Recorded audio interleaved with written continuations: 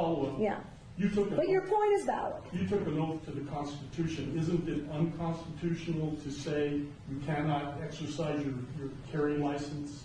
With one exception, and that is if there's an emergency, and I've declared an emergency for a temporary amount of time, I can invoke additional powers.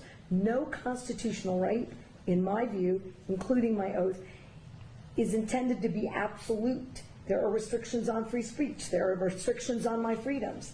In this emergency, this 11-year-old and all these parents who have lost all these children, they deserve my attention to have the debate about whether or not in an emergency we can create a safer environment.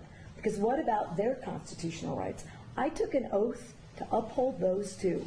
And if we ignore this growing problem without being bold, I've said to every other New Mexican, your rights are subrogated to theirs.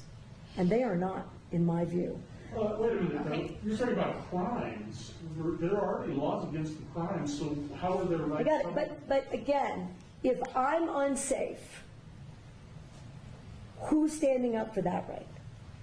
If this climate is so out of control, somebody should do something. I'm doing as much as I know to do.